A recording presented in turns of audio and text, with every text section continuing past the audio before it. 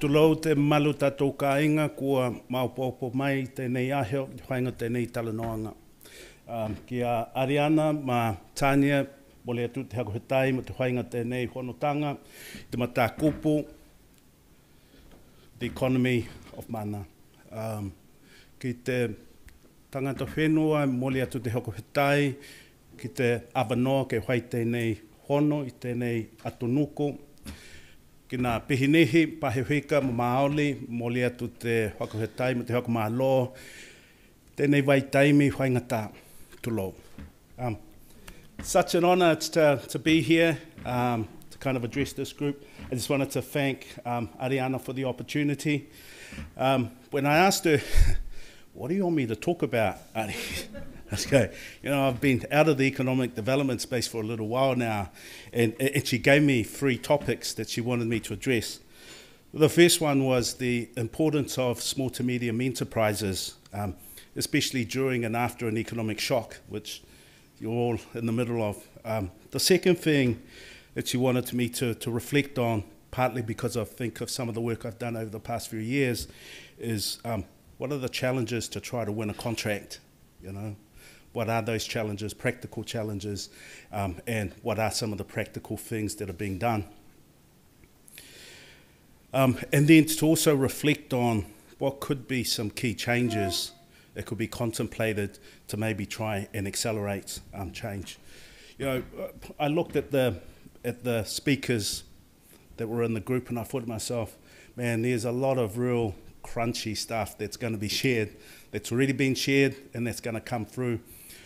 So I try to reflect, you know, I have some really strong views about this space, and I thought, nah, I won't use this platform to talk about my strong views, especially with our government whānau here today. No, I won't do that. I thought I might just share a story, you know, because Māori and Pacific love stories, you know, especially people that have been on journeys, and especially legacies. I thought I might just share the story of Moana Pasifika and where that's come from. If I think about, you know, I was really touched by Tania's kōrero about diversity. It was just so powerful. And the reason why it was so powerful, it's not because of what social diversity is now, but where it's come from, the legacy, those that paved the way. You know, it's for people like myself, I'm a beneficiary of those that dared to dream many decades ago. So if I think about rugby, Moana Pasifika is the here and now as the first Indigenous professional sports team that is 100% owned by the people. And that's something to be really proud of. But that's not because of me. That's not because of what we've done in the last couple of years. It's because of the legacies of people over decades that fought for a cause. You know, that fought for a cause. So when I think about the kōrero of Tania, I'm just going, you know, because for me, in my role in economic development, I just get so bogged down in the here and now, the technical aspects, that I don't like to get too caught up in the fluffy stuff about advocacy, about the need for change. I think as I've had a bit more time to kind of reflect, maybe it's because I'm getting a bit older, you know, starting to lift up a bit more, I go, man, the champions, those that actually fight the cause where no one's really interested, they are the trailblazers. Moana Pasifika would not exist in Super Rugby if it was not for the advocacy and the fighting of people back in the 90s and the 80s. When I think of people like Sir Brian Williams, it wasn't his deeds on the field that paved the way, it was his thumping of the table when rugby went professional in 1995. Why is it that Pacific went from being a rock star in the sports to not featuring in professional rugby? Why? Why not? Each year that went by, the gap got bigger and bigger and bigger. But you do the maths, you do the analysis. You look at the sporting landscape. Māori and Pacific dominate the landscape. Dominate. So you think about it. You think about it, you know. I went into a meeting the other day, or the other month. Here's a sport where close to 60% of the people that play the game are Pacific and Māori, across both New Zealand and Australia. In that room of the 12 CEOs of the clubs and the 2 CEOs of the respective unions and of the senior executives that came over from World Rugby, only one brown face. The lack of diversity is astounding. And it does matter. It does matter. I don't want to dwell on that too much because I want to cut to the chase about legacies are paid by those that dare to raise their heads up, like the Sir Brian Williams, who thumped the table in 1995, even when no one would listen to him, and continued each year, every forum, no matter what, even though his voice never got above, you know, those people matter. But I want to come back to when the opportunity did come up. The opportunity wasn't because of the kind-heartedness of NZR or World Rugby or Australia. COVID created an opportunity. All of a sudden, the Southern Hemisphere needed some teams. All of a sudden, Pacific became an opportunity to create a team. Eh?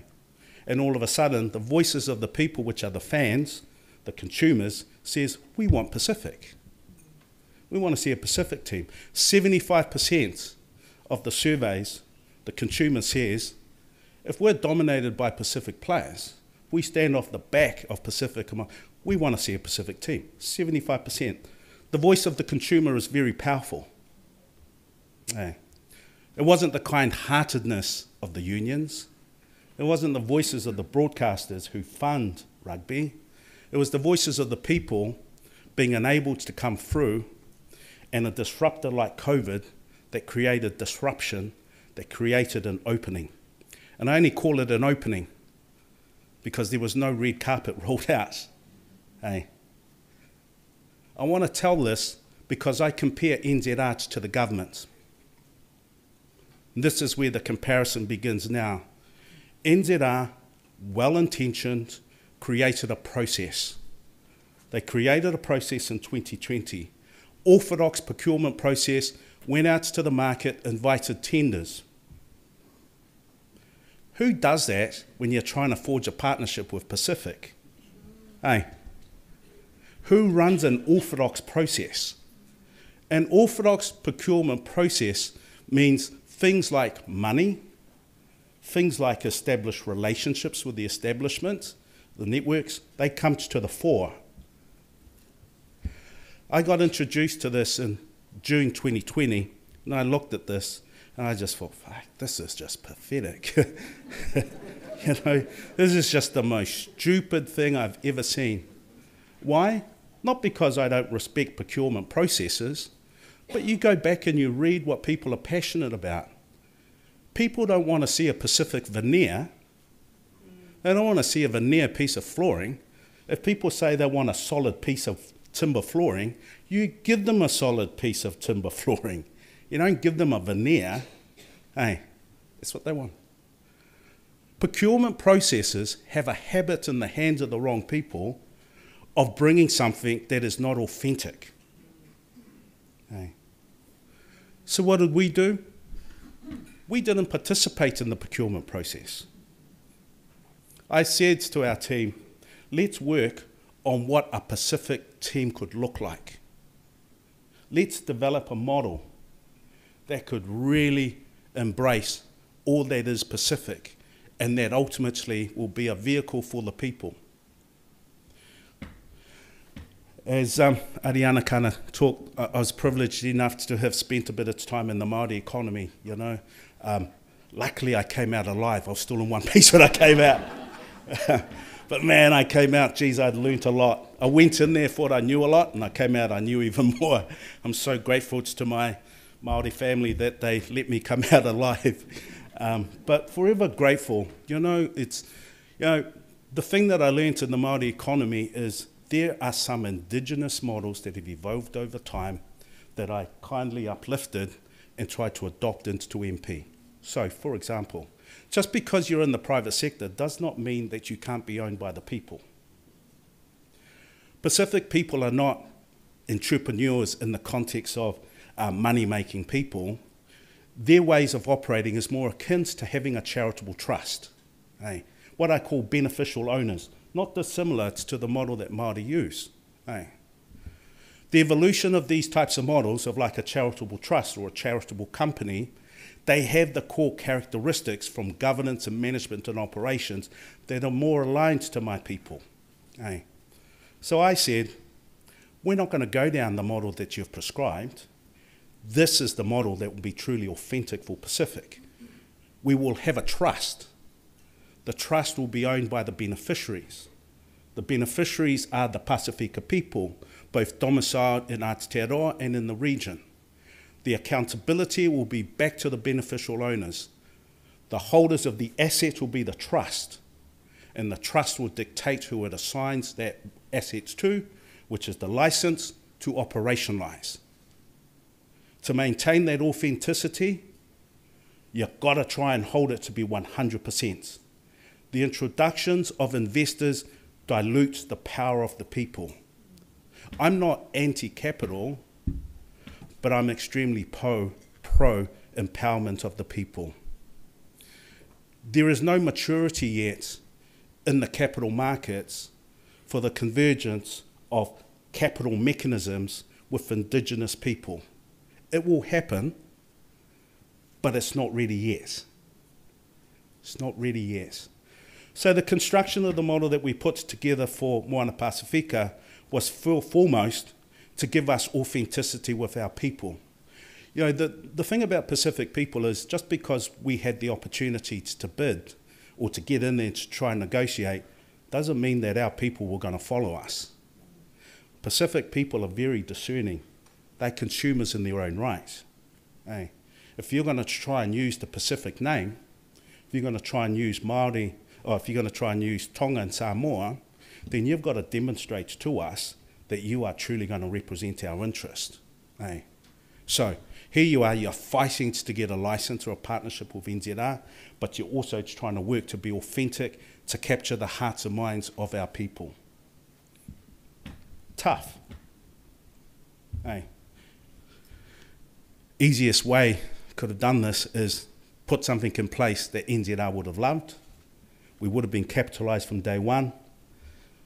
I'd probably be 20 kgs lighter, have a bit more hair, might have a bit more money as well, possibly, but you wouldn't be authentic. You wouldn't be authentic. And that's the dilemma. That's the dilemma with this whole diversity thing. It's so hard to maintain who you are and break through.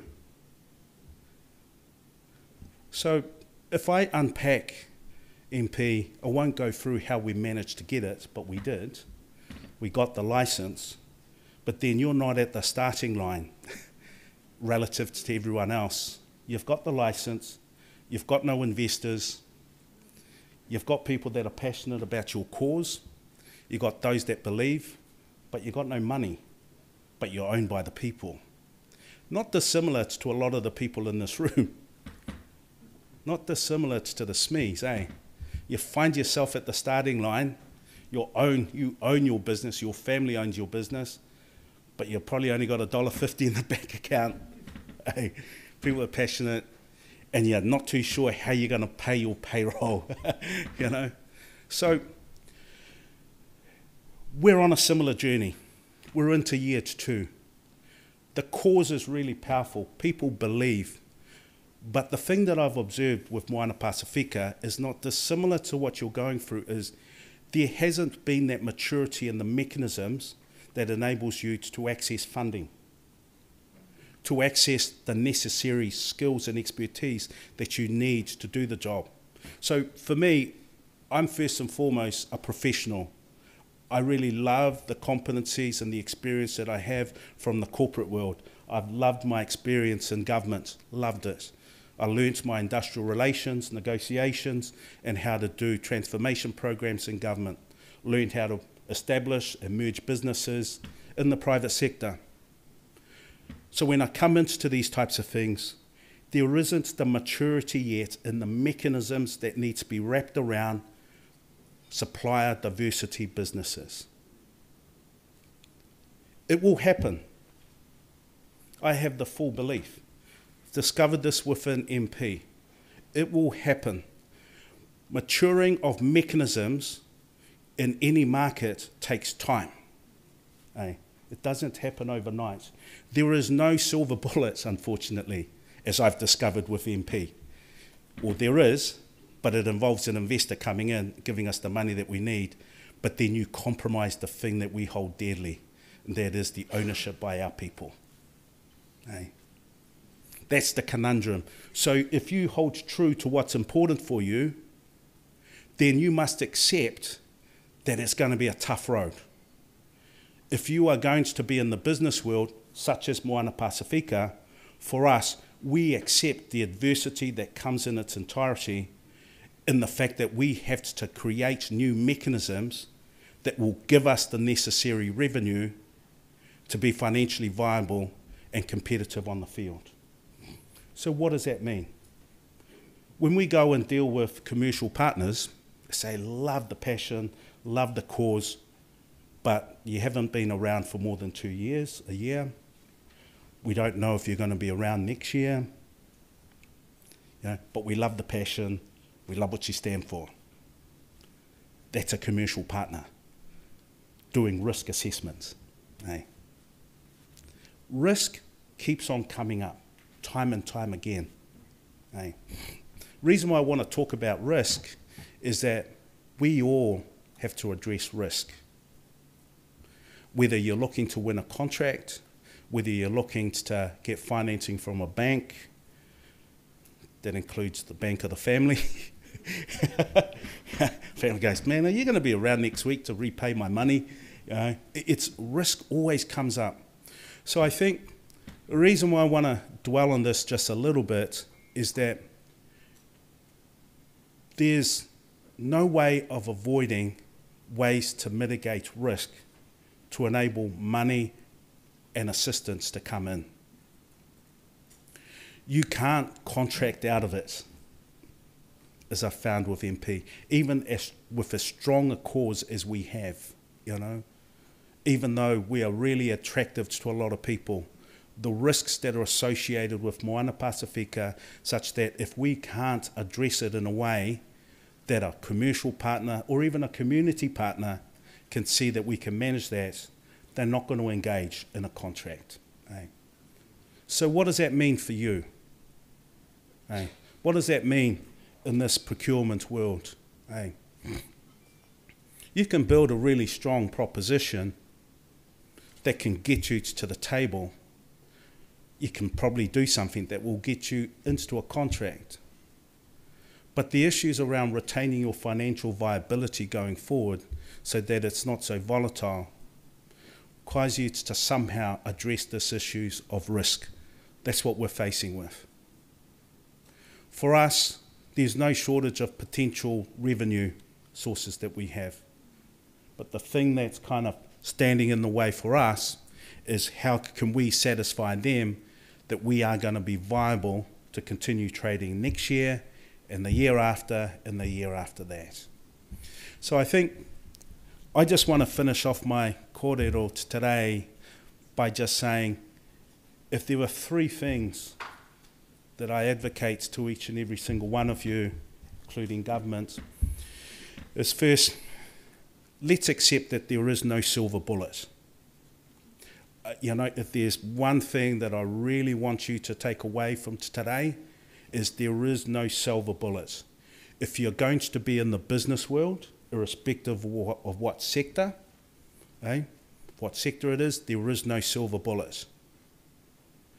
The second thing is, everything is a system. It doesn't matter whether you are in construction, social services, health, everything. If you are a business, there's a system.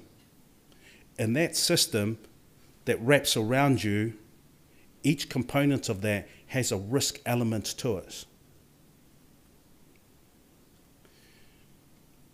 If there's one important thing that I'd really love for you to really look into, and that is to understand risk. Amotai and all the work that Amotai and others enablers are doing, they will create opportunities, but only you can ensure your sustainability and ongoing viability. They can't. They create the opportunities to come through. They, to me, are the ones for me that I get emotional about when I think of Sir Brian, Sir Michael Jones, are creating the opening up the door, opening it up. But only you can walk through it, and only you can stay in on that other side. That can't be addressed by anyone else. So I think the system, the components that make that up, the risk elements, understand it. If you want to maintain your autonomy, if you want to maintain your authenticity, then embrace those components, understand the risk components and what it's going to take to mitigate those. So that's the second thing that I really have.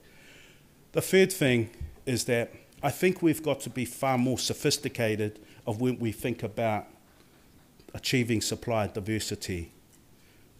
It's not just about the buyer side and opening that up. I think we've got to be far more sophisticated in the deployment of the assistance to businesses. What do I mean by sophistication?